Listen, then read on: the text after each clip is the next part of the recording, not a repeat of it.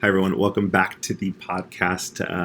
I am doing two aspects to this. I have the audio recording and I actually have a video recording also happening for those of you on YouTube and enjoy video components. All of us are a little different, so that's now available for listeners as well. But welcome to the podcast. I wanted to discuss a topic that recently came up with a client. And I think it's a good topic for anybody who is in health or fitness or medical and who works with athletes who have timelines. And what I mean by that is we had a client who had an event coming up. And the timeline was, I think, within a month when all of this scenario happened. And they had an immediate injury. And that means the timeline to their competition was now impacted. So now we're out 4 weeks from an event. And this injury happens 4 weeks exactly, to 4.5 weeks to the date. What do you do and how do you manage a case? And there's nothing simple about this, and it's definitely case by case, but I wanted to share the 3 things you have to consider when working towards a timeline and when you have an injury, and how to manage that case, whether they're a weekend warrior or a collegiate athlete or a pro athlete. And this person was a pro athlete and ultimately trying to get him to a competition. So the injury was to a specific body region of the lower extremities, and ultimately trying to figure out how do we get this person to be at a competition level. But the problem becomes when you have an injury, now the timeline is still there. However, you now can no longer train at full capacity if you're 4 weeks out. So typically the week before any form of competition, whether that's a marathon or a tennis match, whatever it is, the week leading up to it is a taper week or a recovery week. So what does that mean in terms of fitness and everything else? So most fitness and anything that you've done is completed, and it's done by that recovery week. So the week of the event, if you're in the professional world, that's a lot of media, it's interviews, it's just fine-tuning anything that you need, and ultimately there's not a lot of progress happening on that recovery week or that taper week.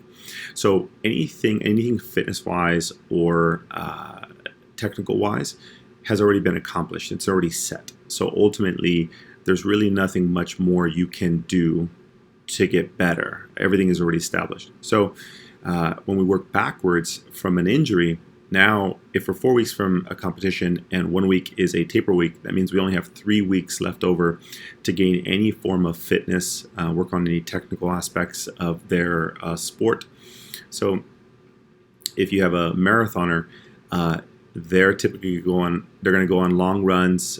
They're building up to 20 miles, and they're going to finish that out so many weeks ahead of time. By that last week, they're not really doing much anymore. And if you're talking about pro tennis, I mean, they're going all day. They're doing 4 or 5 days of hard technical work, building their fitness. And so we have an injury. Now fitness you can't necessarily focus on fitness. And what that does from a rehab perspective, it puts you in the driver's seat. Now you have to figure out, how do I get this person to stay fit while they recover?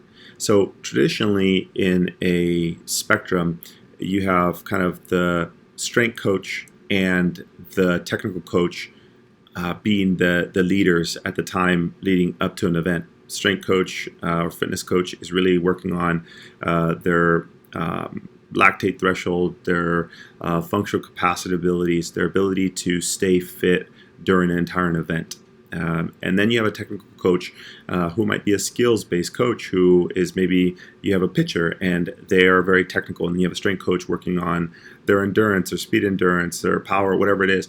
And so now when you're this close to a competition, now you have the rehab portion being the primary driver of everything.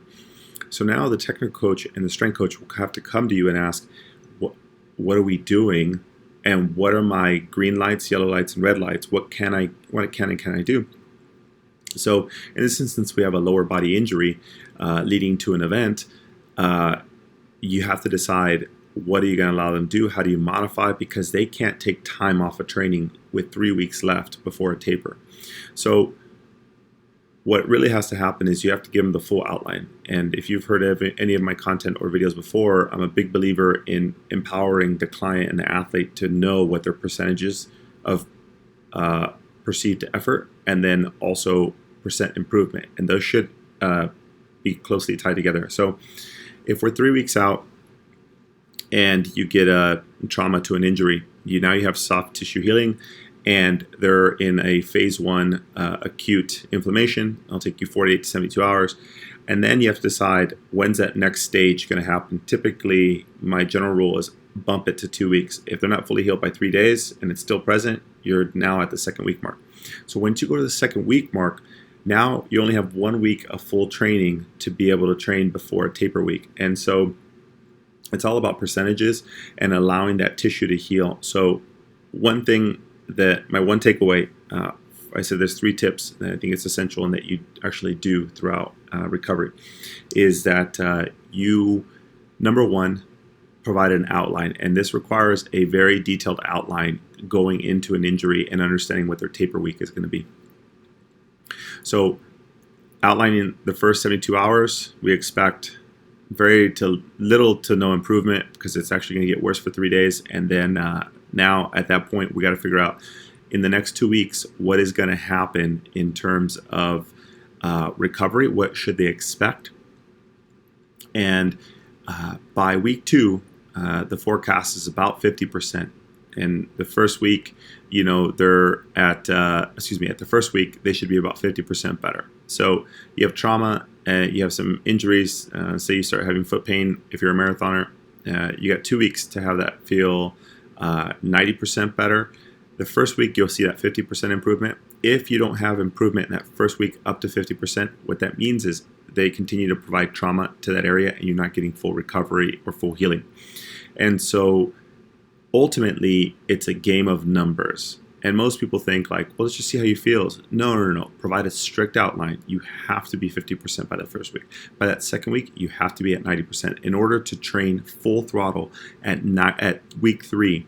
So that way you can be as close to 100% by that taper week, because you're not going to be able to train fully going into a competition week. It actually will, you're not going to gain that much more than anything else. You're gaining that last week is confidence.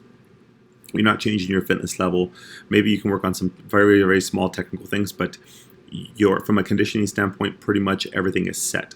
So we're a week out.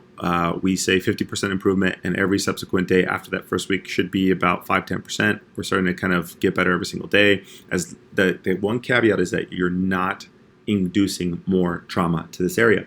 So you have to get, number one, I said you got to provide a timeline, a strict outline, so they can understand and follow it. And then number 2 is that the caveat on this is that you're not getting any more induced trauma on top of that. So if your timelines are great, you built a beautiful outline, the second caveat that you must do is provide them with strict guidelines so that they're not inducing more trauma to themselves. So if you have a great outline, 0 to 50%, 50% to 90%, 90% to taper to training, that's beautiful. But that's with the understanding that they're not actually increasing the trauma to that area so that you get full recovery in those zones. So once you do that and you're not inducing trauma, now you're allowing that body to heal at maximum capacity. And there's multiple things you can be doing in there, multivitamins, rest, ice baths, ice, whatever you believe in.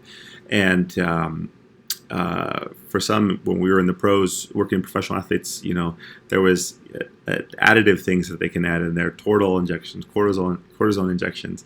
There's different components that we can do. We're treating 3 times a day, 7 days a week, doing compression therapy, recovery therapy. I mean, there's so much you can be adding in, and you're just adding 1%, 5%, 10%, whatever you can to add more to that. ensuring that they sleep 10 hours. I mean, all those little things. So number one, provide the strict outline, make sure they hit their percentages. Number two, make sure they're not inducing trauma. And then number three is just make sure that you provide all the additional assets so they can improve 1%, 2%, 3%. So you can add those little things. So anti-inflammatory diet, increase hydration, increase protein for muscle synthesis if it's muscular trauma, compression therapy, ice therapy, recovery baths, sleeping 10 hours, eating great food and meal timing, so that what you're doing is you're setting them up for success. And when you put these three things together, that outline the minimizing external factors to induce trauma, and then number three, providing any form of additional recovery tips that they can do. When you put those three things together, that helps the athlete feel like they're in a good place. You have to understand what their mindset is. All they're doing is worrying about that injury. And what you're doing is being realistic and honest with them. If you do these things, you're setting yourself up for the best success possible. And when you do that, you're taking the external variables away from them and putting them in line so they have one vision, and that's to be able to compete and do what they love. So as a provider, typically, you're worrying about pain and you're talking about taping or whatever it is. You got to think about the external variables too, that it's not just about the pain location. It's all the variables outside of their platform that they need help controlling. And for all athletes, I don't care if you're a professional or weekend warrior or this is your first time. Anytime that you're involved in competition, you've put time and effort and energy into something. All you want to do is you want to maximize that opportunity, and for something to come along at the very, very end. It doesn't matter if this is a World Cup or a NFL Super Bowl. Nobody was planning for that. And if they've been in this exact same scenario, guess what? They're still concerned. And what you need to do as a provider is step back and look at how you're going to help this person.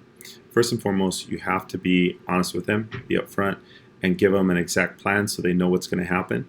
And ultimately, they want certainty because in their head, they're running through different scenarios. What if it doesn't work? What if it does work? What if I feel it on the run or mile 22 or whatever it is? Or I'm in the finals of a tennis match and I start to feel it again. What's going to happen?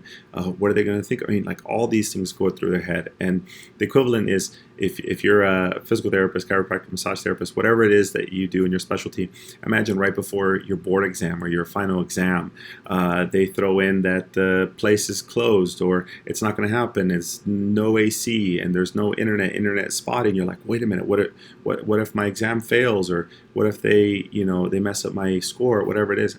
Those are the type of things that inherently you would be concerned about. So when you talk about athletes, this is their life, this is their passion, and you got to put yourself in their positions. And what do you need at a time like that is you need reassurance, but it's got to be genuine, authentic, and honest reassurance. And ultimately, you want somebody to funnel in everything for you, simplify it, just tell me what to do and what does my path look like, and I'll do everything you tell me to accomplish that. And that's what an athlete is looking for at all levels. And even high schoolers, and the parents of those high schoolers, it's the same thing. So with this athlete, that's the case. We provided, we call them bumpers, like what are your green, yellow, and red lights? On this bumper, you're not training above 70%. That way we know we don't induce trauma. And because it's a lower body extremity injury, we're not going to do lower body. We're just going to do upper body. So we're going to do the ski erg. We're going to work on upper body conditioning. We're going to work on upper body ergometer. We're doing pull work. Anything that reduces the stress to that lower body. So you take care of the fitness side. On the nutrition side, these are the things I want you doing. Same with your multivitamin, whatever it is that you do and you believe in.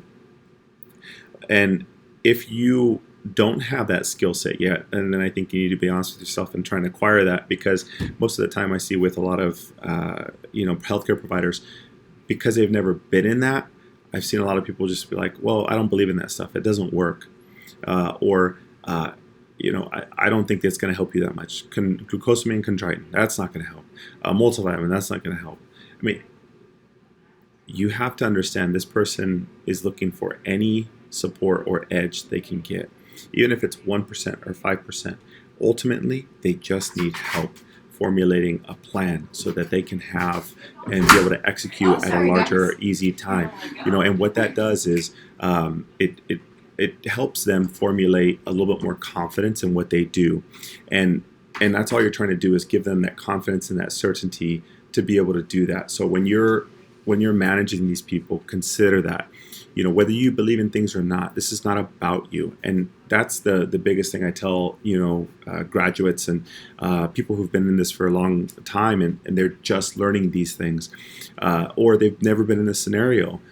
Research it, figure it out, find out what the latest and greatest is so that person can be set up for success. And just because you don't have the answers doesn't mean that you impose your beliefs and whatever it is onto that person. They're looking for everything you can possibly get to be able to achieve that goal, to put them in a better position. So understand I gave you those 3 tips. What you're doing at that point is just putting the full circle together to help them understand what it's going to take to put them, even if they can't perform at 100%. That's not the thing they want to hear. Is they want to get, how do I get closer to that? And if you say, sorry, this is going to be really, really tough, I'm not sure you're going to be able to compete, that's not what they want to hear. They want to be genuine, and you just try and get them to that point. Hey, if you're going to compete in this, you have to be at least 90% before your taper week. And in order to do that, these are the steps that you need to involve. But I don't want you inducing trauma here, here, here. This is what you're not doing. You're in the pool. You're not on the bike. You're not doing this. These are your bumpers. So you can give them green, yellow, and red lights, and they know that this is the path they need to take, and don't go in either direction. Those 3 tips will put you in a perfect position to be able to manage and handle any athlete that comes at you, no matter what skill set. Notice I'm not even talking about like what I would do at each phase, because that's important. Everyone who's listening to this, whether you're a healthcare or fitness professional, if I throw a scenario to you and I say it's a tennis athlete who's a professional and they're going to Wimbledon and they're right before, it's 4 weeks from the event, what would you do? Every one of you would give me 105 different variations to the exact ideal timeline and the skill set that you would need to do. And I would tape them, I would mobilize them, I would adjust them, I would do ART, I would all these like great fancy magical tricks. I love that. But ultimately, the outline is important for you to understand so that all of those things are implemented at the right time, the right sequence, the right frequency, and they understand how it all comes together. But ultimately, you got to get the athlete in the right mindset. You get the athlete in the right mindset and they understand what you're doing, they will buy into everything that you say, and you're being honest, and you'll get them onto that journey to be as successful as possible. And guess what? Once you do that and you understand how to do it, every athlete after that, you'll figure it out. Wow, that was pretty easy. It's really straightforward. Correct. When you have that same vision, you're looking 10,000 feet above and you're seeing how this person needs to, what they need to do to achieve that. Sometimes as a healthcare fitness professional, we're so zoomed in on the lens of our specialty to come out and look at what else am I missing? And that takes a lot for each and every one of us to be on that platform, to be able to get people to where they want, and ultimately to enjoy the view afterwards and be like, you know what, this is amazing. But like what I do for people is I genuinely help them be successful or more successful. So there you have it. There's my tips. 3 tips to managing athletes at a very, very critical time point, and time-based and right to injury. It's one of my favorite things to do on the planet. It really is. And I love the stress and the chaos that comes with it, because what that does is it forces me to ultimately understand better the psyche of a person during a very, very difficult situation in their life. And when you can help somebody do that, it's powerful, you know. And you always be very, very cautious and put yourself in their position. Once you do that, you help one athlete, they'll get you 50, and you become that sports expert. You become that go-to person, and that's the coolest feeling. Is you're like, it's easy, it's genuine, but you got to understand the opposite side, and don't assume that what you do is the best, and you always have to be searching for more. And what is it that you're not doing, so that you can put yourself in a position to be able to handle those type of scenarios. So there you have it. Thanks for tuning into the podcast. It's cases like these I'm hoping to bring more to the podcast, so it helps you with decision making, So that way, whether you're a new grad, established, or a 15-year veteran in your specialty, these cases are always tough, no matter who you are. And I just wanted to share that. So maybe later I'll share who the or what the athlete competition was and everything else. But we're in the mix of it right now, and it is a fun time at Sports Performance. So if you, like as I mentioned earlier in the video, if you're a video or just an audio person, enjoy the podcast. If you're a video person, I will be uploading these to YouTube as well. If you want to watch, it's up to you and how you enjoy content. But I'll catch you on the next episode, and thanks again for tuning in, guys. Take care.